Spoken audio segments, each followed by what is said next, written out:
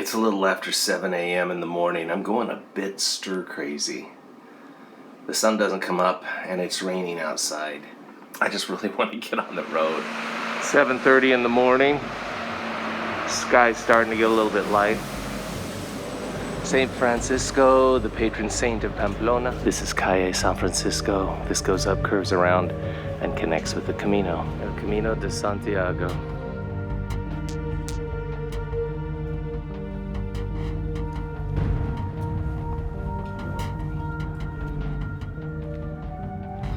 Forecast was for rain, but no rain today. Looks like it's gonna be a beautiful day. We're going that way, covered in rain. Perfect weather right now. It's crisp, like 57 degrees. Exactly the kind of morning I want to start on. Look, I already got the romantic grin in my face. That'll go away in a few days. I'm tired. I was tired hours ago.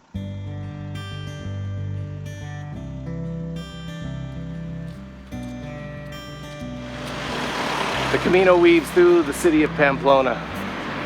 I just came from this way, weaving in and out of a way off in the distance. You can see a pilgrim in orange crossing their sun just down that way. That's the way out of town. In the meantime, to get there, to get out of the city, you have to follow these little pavers. I'll show you.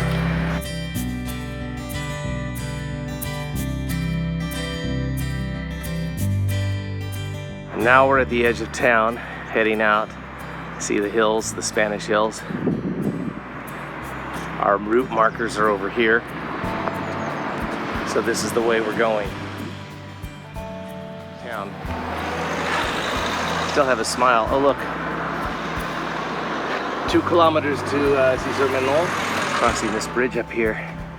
And this feels like where the real Camino begins. That's not the real, it's all real. Say goodbye to beautiful Pamplona.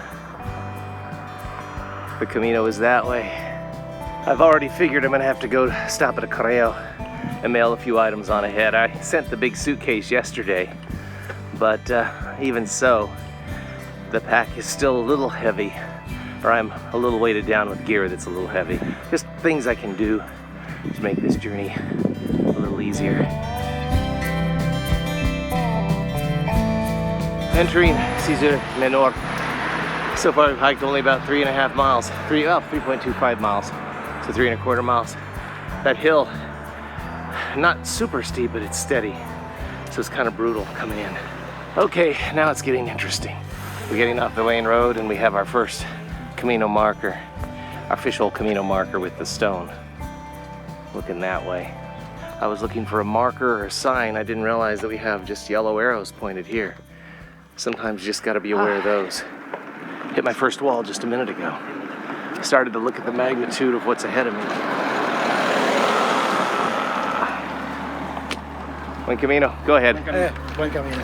Started to look at the magnitude of what's ahead of me and thought, are you crazy? You want to spend the next 5 weeks doing this shit?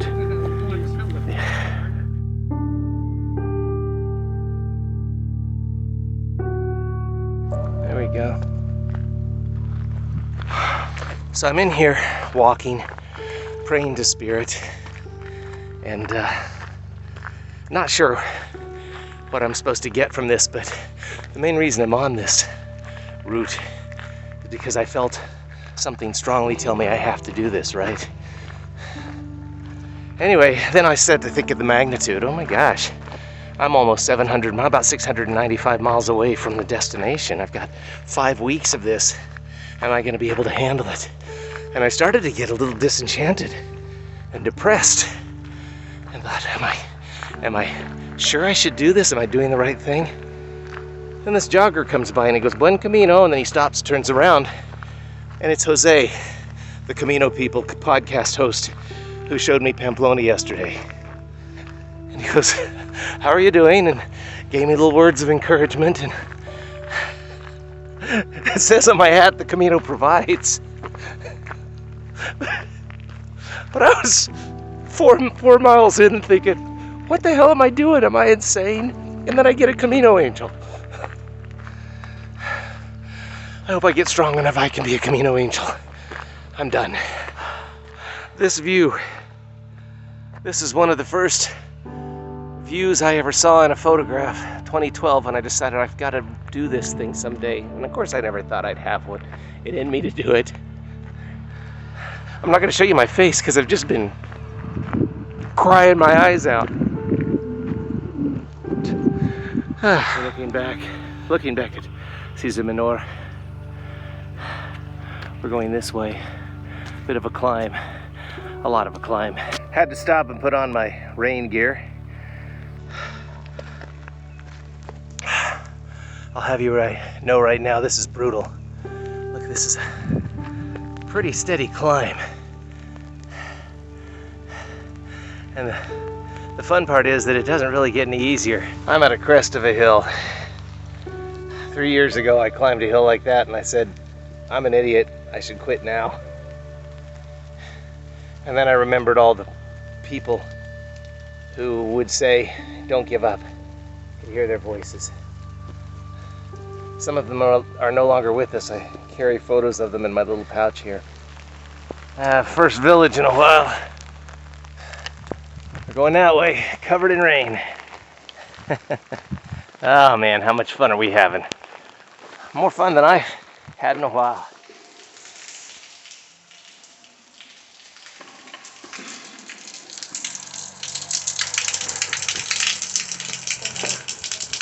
I'm at a rather gothic church. Let's take this mask off now that I'm out. Yes, that's where I'm going. As am I. See you there. See you there. Rather gothic church here in Zereskihegi. I believe this place, they filmed a scene from The Way here. I think it's the scene where they meet Sarah and she asks Joost if he has any drugs. And it's filmed in this area. Let's go over here and check this out. I don't know if you can see the road up there. We go down, we have to climb again. At the top is an important monument that you see in the movie, and you see in lots of photos. We're gonna get there, and then we'll have another 10 kilometers after that. That basin back there, that's where I've been. That's a hell of a climb.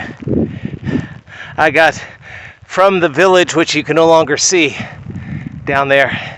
It's a 2.5 kilometer climb to the Alto, or the top. Hard as hell with the backpack and all this stuff. But I got the sticks and I got the training. That's nothing. I'm gonna do this. The Alto, I can't remember. I'll tell you when I get there. It's what I really want to see. All the way up there, right between those two trees, which are kind of blurry now. That's where we're going. So this is how far we have yet to walk. It's a rough first day. Over by those, I think. Oh no, it's over there. I don't know if you can see it. Right about there on that peak are the pilgrims. It's a monument. Metal pilgrims.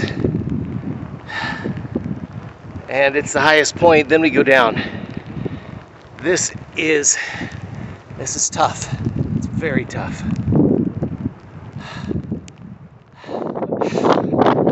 We find ourselves at Alto del Perdón. It was a brutal climb to get up here. I said the word brutal several times in my previous videos.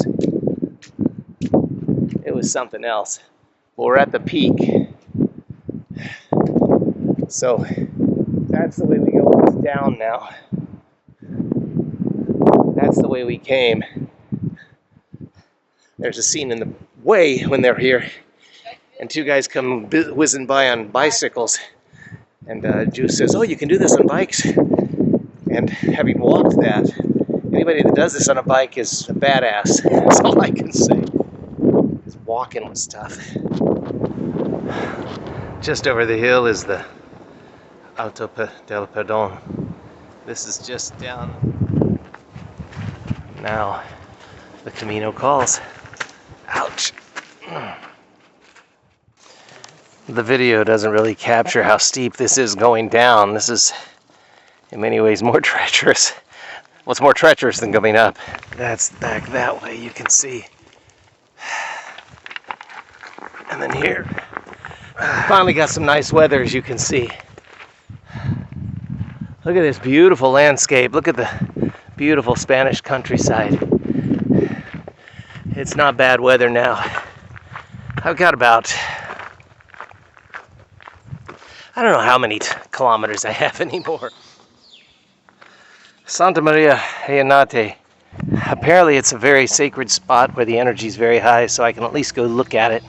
And then from there it's 4.7 kilometers on to where I'm staying the night.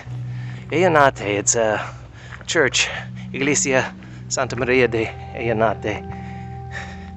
There is this belief that a lot of sacred spots along the Camino have created ley lines, and the Camino falls on them.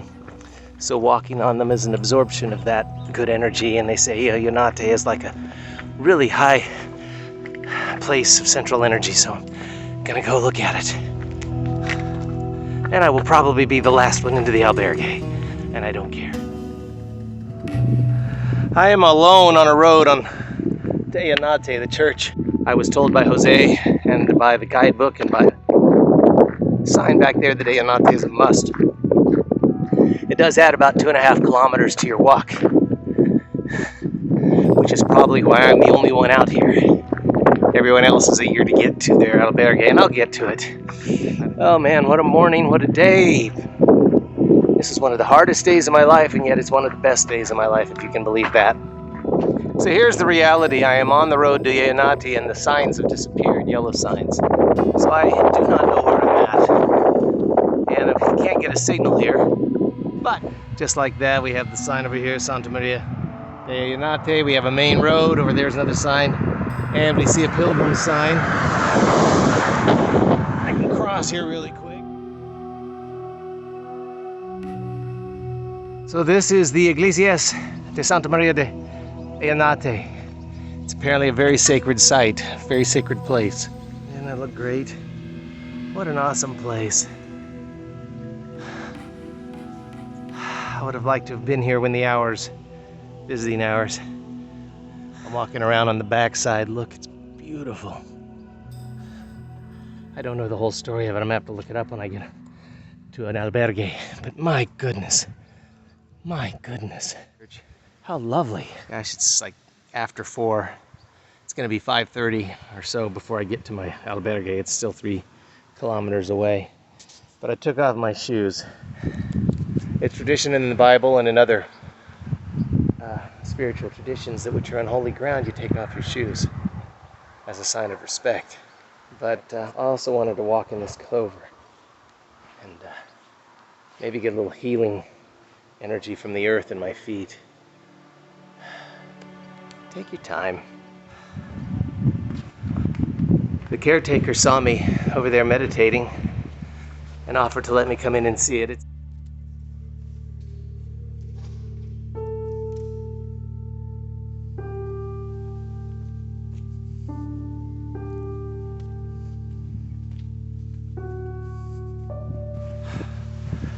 Well, it's Romanesque, we know that.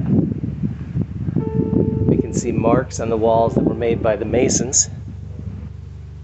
It was built in 1170. There were very many rumors as to who built it, including the Knights Templar. But the one with the most documentation and support is that there was a brotherhood of different holy men from different villages who put together the resources to build this thing. It's in the middle of nowhere. Took a bit of effort to get here. Absolutely beautiful.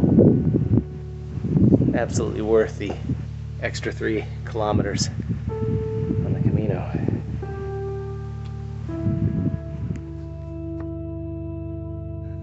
I forget what it is. This is the Camino. Look at this narrow road. How much fun is this?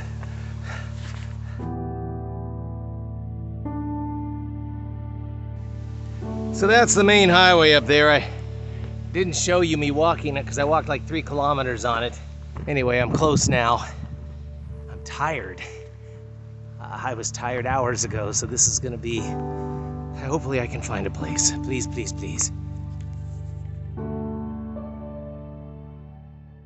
These are my muddy ugly shoes. I need to clean them off before I start hiking again tomorrow. You know what I'm gonna use?